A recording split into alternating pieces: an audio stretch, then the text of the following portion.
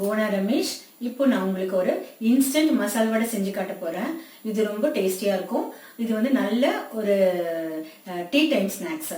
இதுக்கு என்னென்ன தேவை அப்படிங்கறத நம்ம இப்ப பார்க்கலாம். ரவை 1/2 கப், அவல் 1 கப், 1 துண்டு இஞ்சி, 5 பச்சை மிளகாய், 1 ஸ்பூன் சோம்பு, 1 ஸ்பூன் உப்பு, பிறகு சிறிது கருவேப்பிலை, 2 ஸ்பூன் கடலை மாவு. இது பைண்டிங்காக. இஞ்சி கருவேப்பிலை எல்லாத்தையும் பொடி பொடியாக நறுக்கி வச்சுக்கணும். என்கிட்ட ஒரு வெஜிடபிள் கட்டர் இருக்குது, அதனால் நான் வந்து எல்லாத்தையும் அதுக்குள்ளே போட்டு இந்த மாதிரி சுற்றினோடனே அது வந்து நல்லா பொடி பொடியாக நறுக்கி கொடுத்துருச்சு. எனக்கு பொடியாக கட் ஆகிடுச்சு. பார்த்தீங்களா? பேனில் போட்டு லேசாக வறுத்துக்கலாம். அப்போ தான் அந்த பச்சை வாசனை இல்லாமல் நல்ல ஒரு ஃப்ளேவர் கொடுக்கும். சாதாரணமாக நம்ம ரவை கேசரிக்கெல்லாம் வந்து நம்ம வறுத்து தானே போடுவோம். அதனால் இதுக்கும் அந்த மாதிரி வறுத்துட்டு நம்ம இதில் ஆட் பண்ணோன்னா அது நல்ல ஒரு வாசனையாக இருக்கும்.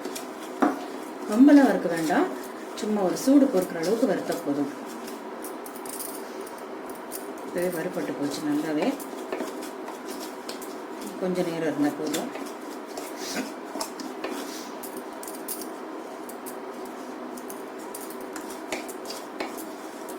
சிம்மில் தான் வச்சு வறுக்கிறேன். ரொம்ப ஹையில் இருந்தால் அடியிலெல்லாம் ரெட் கலர் ஆகிடும். அதனால் ஈவனாக வறுப்படணும். அப்போ தான் வடையோட கலர் நல்லா வரும். ஒரு பவுலில் ஆட் பண்ணிக்கிறேன். இப்போ நெக்ஸ்ட்டு 1/2 கப்பு ரவையை வறுத்து இந்த பாத்திரத்தில் போட்டிருக்கேன். அப்புறம் 1 கப்பு அவல் அதை அந்த ரவையோடையே சேர்த்துருக்கேன். இதுதான் மெயின் இன்க்ரீடியன்ஸ். இதுக்கு கட் பண்ணி வச்சுருக்கிறேன் இஞ்சி, பச்சை மிளகாய், கருவேப்பிலை, வெங்காயம், இஞ்சி, பச்சை மிளகாய், கருவேப்பிலை எல்லாத்தையும் இதில் போட்டு கலந்துடலாம்.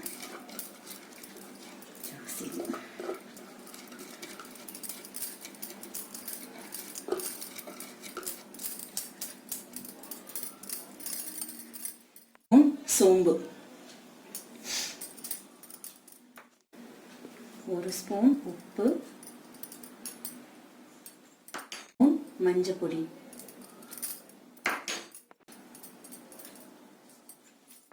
தண்ணி தெளித்து கலந்து வச்சுக்கலாம். அப்போ தான் கொஞ்சம் நேரம் ஊறுறதுக்கு வசதியாக இருக்கும். ஃபுல்லாக தண்ணி விடக்கூடாது. தண்ணியை வந்து இந்த மாதிரி கையில் விட்டு தண்ணி தெளிச்சுக்கலாம்.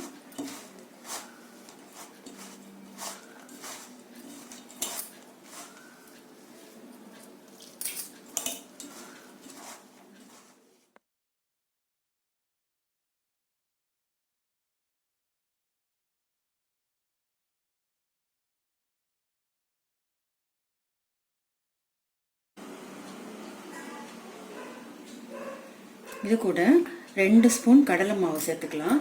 இது வந்து ஜஸ்ட் ஃபார் பைண்டிங்க்கு தான்.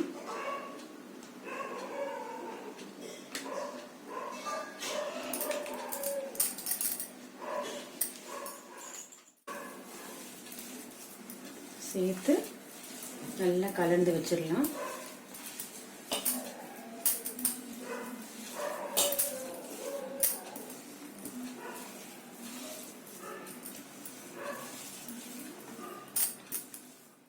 போட்டு கலந்தாச்சு. இப்போ பாருங்கள், நல்லா பிடிக்க வரும், உருண்டை பிடிக்க வரும்.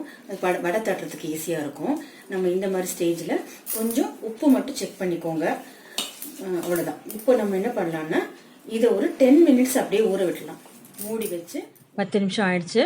இனிமேல் வடை தட்ட வேண்டியது தான். எல்லாம் நல்லா சேர்ந்து நல்லா இருக்குது. இப்போ தட்டுறதுக்கு வசதியாக இருக்கும். அது சின்ன சின்ன உருண்டையாக வச்சு நம்ம அந்த எண்ணெயில் போட்டு பொரிச்சு எடுக்க வேண்டியது தான், வடை மாதிரி தட்டி. இதுக்கு வந்து நம்ம தண்ணியெலாம் பக்கத்தில் வச்சு கையில் தொட்டுக்கணும் அப்படிங்கிற அவசியம்லாம் இல்லை. நம்ம சாதாரணமாக உளுந்து வடையோ இல்லை மற்ற பருப்பு வடையெல்லாம் தட்டும்போது பக்கத்துலேயே வந்து தண்ணியெலாம் வச்சுட்டு தொட்டு இது பண்ணுவோம்ல, அந்த மாதிரிலாம் அவசியம் இல்லை. அப்படியே நம்ம டைரெக்டாகவே கையில் எடுத்து உருண்டையாக பிடிச்சி இதில் எண்ணெயில் போட்டு பொரிச்சு எடுத்துடலாம். நல்லா ஈஸியாக வந்துடும். கையிலையும் ஒட்டாது. நம்மளுக்கு அது ஹேண்டில் பண்ணுறதுக்கு ஈஸியாக இருக்கும். கையில் வச்சு திருப்பி போடுறதுக்கு நல்லாயிருக்கும். நல்லா கிறிஸ்பியாக இருக்கும். இந்த வடை ரொம்ப டேஸ்டியாக இருக்கும். பசங்களுக்கும் பிடிக்கும், நம்மளுக்கும் பிடிக்கும், எல்லாருக்குமே பிடிக்கும். ரொம்ப டெலிஷியஸானது. ரொம்ப குவிக்காக பண்ணி முடிச்சிடலாம். நினச்ச நேரத்தில் இதை பண்ணி முடிச்சிடலாம்.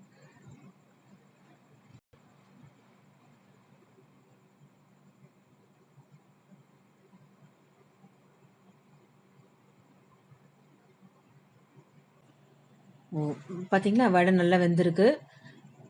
எண்ணெயும் ரொம்ப குடிக்காது இது. நல்லா சேர்ந்து அழகாக வருது பாருங்கள்.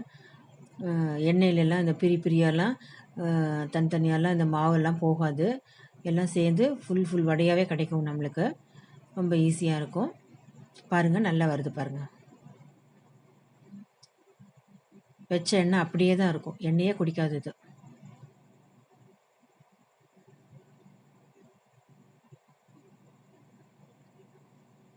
உடம்புக்கு ஒன்றும் பண்ணாது. ஹெவியாலாம் இருக்காது. எவ்வளோ வேணால் சாப்பிட்லாம் இது.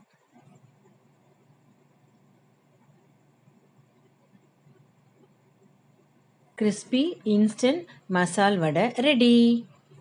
மசால் வடை எப்படி பண்றதுன்னு பாத்தீங்களா? ஈஸியா இருக்கு இல்லையா? ஸோ எல்லாருமே நீங்க வீட்டுல ட்ரை பண்ணுங்க. இதுக்கெல்லாம் எந்த விதமான பருப்பெல்லாம் ஊற வச்சு வெயிட் பண்ணணுங்கிற அவசியம்லாம் இல்லை. நான் நினைச்ச நேரத்துல ஐயோ வடை சாப்பிடணும் மாதிரி இருக்கு அப்படின்னு தோணுன உடனேவே ஒரு 1/2 hourக்குள்ளேயே 15-20 minutesக்குள்ளேயே இது பண்ணி முடிச்சிடலாம். அதனால எல்லாரும் ட்ரை பண்ணுங்க. பண்ணிட்டு உங்களுக்கு பிடிச்சிருந்ததுன்னா லைக் பண்ணுங்க, ஷேர் பண்ணுங்க, கமெண்ட் பண்ணுங்க. அப்புறம் சப்ஸ்கிரைப் இது வரைக்கும் பண்ணாதவங்க சப்ஸ்கிரைப் பண்ணுங்க. தேங்க்யூ.